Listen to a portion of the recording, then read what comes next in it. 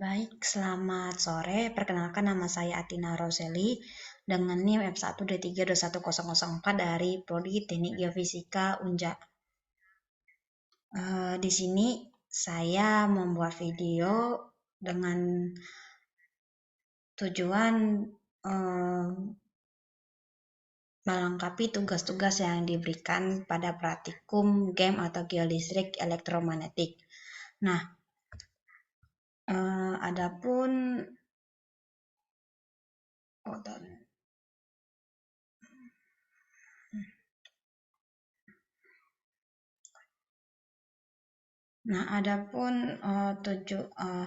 jurnal yang saya ambil di sini itu adalah pendugaan keberadaan manifestasi panas bumi menggunakan metode frekuensi sangat rendah atau VLF. Kalau bahasa Inggrisnya itu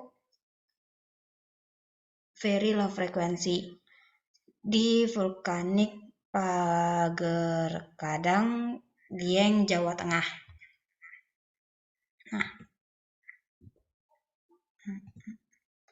Nah, abstraknya pengukuran VLF di Gunung Api Pager Kadang, kompleks gunung api Dieng atau divisi untuk mengetahui kemungkinan adanya zona subkonduktif yang berkaitan dengan manifestasi panas bumi. Survei VLF-EM menggunakan mode miring dengan instrumen IRIS-T VLF BRGM yang dioperasikan dengan dua frekuensi, yaitu 22.200 Hz dari Jepang atau JJI. Ini tuh yang dari Jepang ini maksudnya transmisinya. Jadi sumbernya itu yang diambil itu dari Jepang, kemudian yang dari Australia atau NWC. Nah, terdapat 5 garis dengan jarak antar garis itu sepanjang 50 meter dan jari antar titik pengukuran adalah 20 meter. Nah, parameter yang digunakan oleh VLF sendiri itu adalah sudut kemiringan dan eliptisitasnya. Data yang diolah dengan nilai sudut.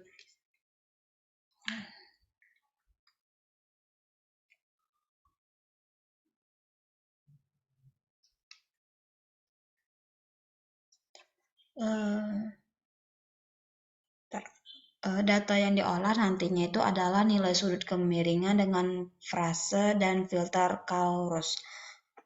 Nah, ini tuh bakal menggunakan program WinVLF. Kalau untuk filternya itu Caurus nanti itu Caurus Hazel itu menghasilkan kontur kerapatan arus untuk memperkirakan lokasi lateral dari zona konduktif dan resistifnya. Nah, zona pengantar diartikan sebagai daerah yang punya nilai rapat arus yang tinggi. Daerah ini terletak di bagian timur dan barat Gunung Api Pager Kadang.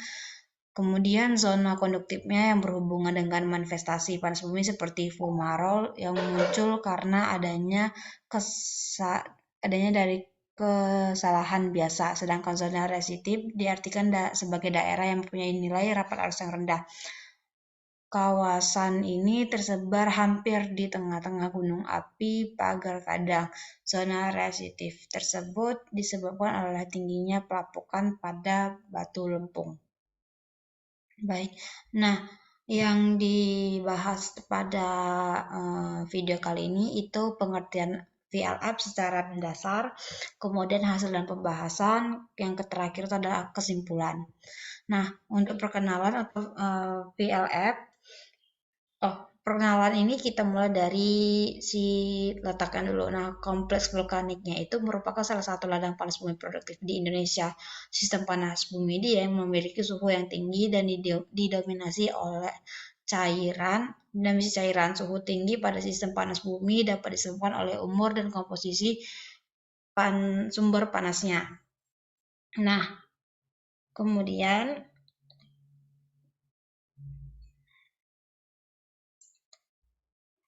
untuk sementara, total potensi energi panas bumi yang ada itu diperkirakan sekitar 355 MW.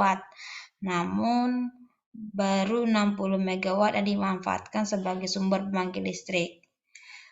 Nah, manifestasi panas bumi yang ada di Jawa Tengah ini itu bukan hanya sekedar panas bumi yang untuk PLN saja, namun ada yang fumarol, kemudian mata air asam sulfat, kolam lumpur, tanah beruap, dan alterasi batuan. Kemudian, nah untuk metode VLF atau Very Low Frequency itu merupakan bagian dari metode geofisika yang digunakan untuk mengetahui perubahan konduktivitas medium berdasarkan sifat-sifat gelombang elektromagnetik yang berfrekuensi sangat rendah. VLF menggunakan frekuensi gelombang komunikasi kapal selam yaitu 15 sampai 35 kHz. Nah, di sini itu saya sempat dapat pertanyaan dari ASLab, asisten lab, yaitu kenapa di metode ini disebut dengan low frekuensi sedangkan panjang kapal frekuensi yang ada itu adalah 15 sampai 35 kHz. Nah, kalau berdasarkan sifat gelombang elektromagnetiknya sendiri, itu ada gelombang elektromagnetik itu merupakan gelombang transversal, yang kedua itu merambat di dalam ruang hampa, yang ketiga mengalami pemantulan atau refleksi, pembiasan atau refraksi, interferensi, difraksi, dan polarisasi. Yang keempat, arah perambatannya tidak dibelokkan oleh medan maupun medan listrik. Yang kelima, terjadi perubahan medan listrik dan medan magnet yang berlangsung secara terus-menerus. Nah, kalau yang saya ambil, nah ada tuh jenis yang namanya jenis spektrum gelombang elektromagnetik. Yang paling menonjol, itu ada 7 sebenarnya, tapi yang paling menonjol bagi saya yang bakalan jawab pertanyaan ini adalah gelombang radio dan gelombang mikronya. Nah, gelombang radio dimanfaatkan untuk mentransmisikan sinyal pada jarak yang sangat jauh, sedangkan gelombang mikro itu ketika gelombang mikro diserap oleh sebuah benda, maka akan muncul efek pemanasan pada benda tersebut.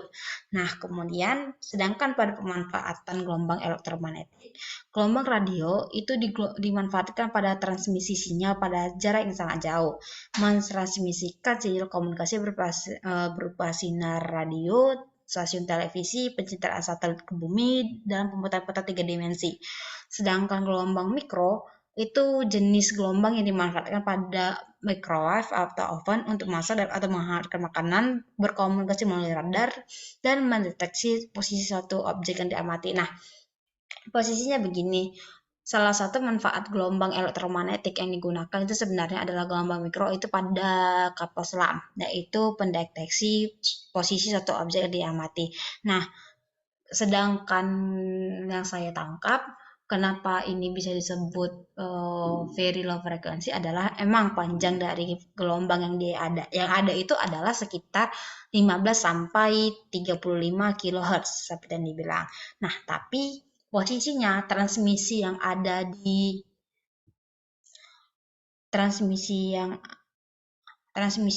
di dunia itu nggak menyebar secara banyak. Nah, didominasi itu adalah di daerah Eropa. Nah, sedangkan di Asia itu bisa dibilang cuma ada beberapa. Nah, Indonesia sendiri itu transmisinya belum ada. Jadi kita itu pemanfaatan transmisinya itu yaitu di bagian Jepang dan Australia itu yang paling banyak. Australia sendiri itu ada 2 transmisi. Nah, kemudian posisinya mikro ini bisa dibilang frekuensi yang rendah. Jadi karena akibat transmisi yang jauh, pergerakan dari si frekuensi gelombang ini semakin menjauhi dari sumber, itu dia bakalan ada peluruhan atau pelemahan gelombang. Nah, ini yang mungkin disebabkannya ada istilah dari very low frequency. Jadi, karena transmisi yang sangat jauh, itu mungkin bisa akibat dari si gelombang ini makin dia adanya peluruhan gitu. Nah, kemudian yang menurut saya karena emang pemanfaatannya itu adalah salah satunya gelombang mikronya. Itu yang paling dituju. Nah, kemudian ada 2 cara pengkajian sifat gelombang elektromagnetik untuk metode ini. Yang pertama itu ada dead angel mode sama resistivity mode. Nah, kalau Tilt angel mode itu hanya pada pengukuran medan saja, medan magnetnya. Tapi kalau resistivity itu mode di mana pengkajiannya itu bukan hanya di medan magnet doang, tapi juga ada pada nilai listriknya, medan listriknya. Nah, kalau untuk tilt angel mode itu antara lintasan dengan objek itu mesti ya ada nama istilahnya bersilangan. Dia tuh nge-cross dia jadinya. Dia tidak saling bersisipan atau saling tegak lurus, namun itu dia saling memotong. Itu juga untuk pemancar. Nah, sinyal pemancar dari si transmisi dengan si lintasan survei itu juga harus bersilangan. Sedangkan resistivity mode itu berbeda, itu kebalikannya dari si angel mode. Nah, si lintasan survei dengan objek tuh bisa berpapasan. Jadi dia tuh ya sama aja dianya. Nggak bersilangan tapi emang berpapasan. Untuk lintasan dengan pemancar atau gelombang itu juga bisa dibilang ya udah saling bersisipan atau kayak setegak lurus gitu, searah gitu. Nah, kemudian resistivity mode itu mode pengukuran medan elektro sama aku nggak terlalu hafal B ini apa, tapi posisinya medan ini dianggap tetap atau searah dengan strike-nya. Kemudian keluarnya adalah tahanan jenis semu pada permukaan. Nah, lanjutan dari VLF-nya, interpretasi kualitatif data metode VLF dapat dilakukan dengan filter Frase dan filter Caurus. Nah, ada dua jenis filter yang digunakan pada VLF. Yang pertama itu filter Fraser dan yang kedua itu ada filter Caurus. Nah, data yang digunakan dalam proses filter adalah sudut kemiringan atau persentase dari kemiringannya. Dalam filter Fraser, amplitudo besar dapat diperkirakan sebagai zona konduktif. Grafik Fraser filter tertinggi menunjukkan peningkatan medium penghantar sinyal di mana anomali konduktif dianggap sesuai dengan grafik puncak Fraser filter. Filter membagi sudut kemiringan dengan 90 HU untuk mengubah zero crossing menjadi peak dan operator low pass smoothing untuk mengurangi noise seperti efek topografi. Nah, sedangkan Caurus itu digunakan untuk menentukan nilai ekuivalen rapat arus. Nilai rapat arus yang lebih rendah menunjukkan zona resistivity dan sebaliknya. Zona Caurus itu menggunakan teori filter linear untuk menyelesaikan persamaan integral dalam distribusi arusnya. Untuk pembahasan dalam posisinya,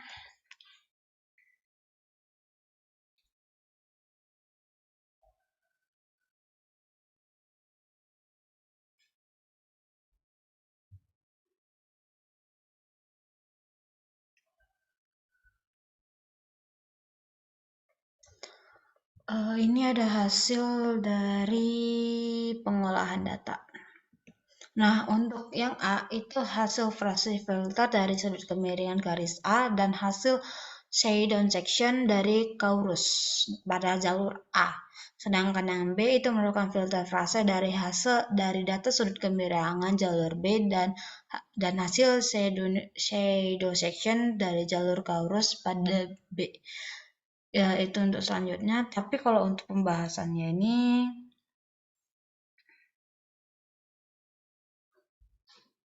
nah, pada grafik filter Fraser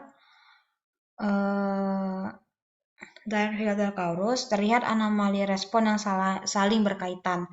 Zona penghantar jalur A terletak pada jarak 120 sampai 240 atau di sisi timur vulkanik pagar kandang dengan asumsi kedalaman atau skin deep sampai dengan 100 meter. Zona konduktif pada jalur A mempunyai nilai rapat arus antara 8 sampai 25%, sedangkan zona resistif pada jalur A tersebar antara 300 sampai 600 meter dengan nilai rapat arus antara -5 sampai -20%. Daerah pengantar pada jalur B berada pada jarak 500 meter timur dan 680 sampai 1180 meter atau pada sisi barat vulkanik mempunyai nilai rapat arus antara 10 sampai 50%. Jika kedalaman kulit sampai 200 meter, daerah resitivitas tinggi di tengah vulkanik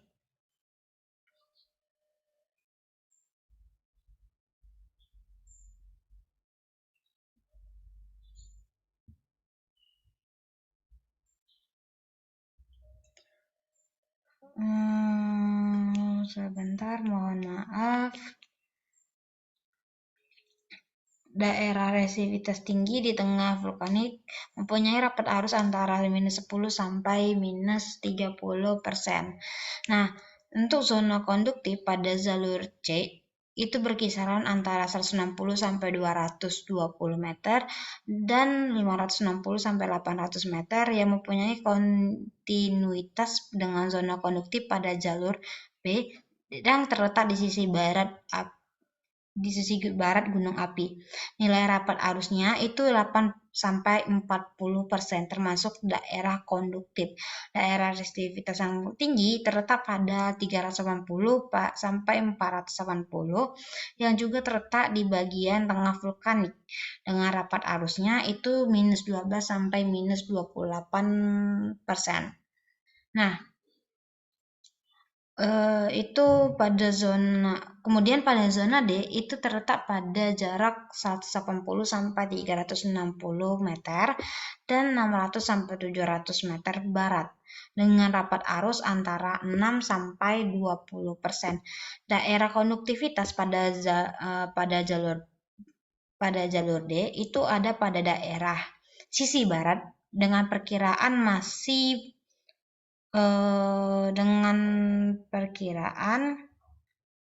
itu masih terhubung dengan jalur B dan C. Untuk rapat arusnya itu berada pada 6 sampai 20%. Kemudian untuk resitivitasnya itu terletak pada jarak 120 sampai 180 meter pada timur dan 380 sampai 560 timur dengan rapat arus -4 sampai -20%.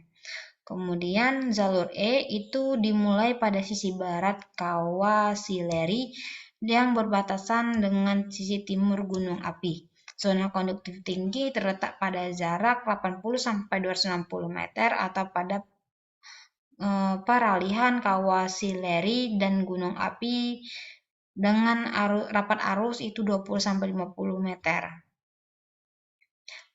Kemudian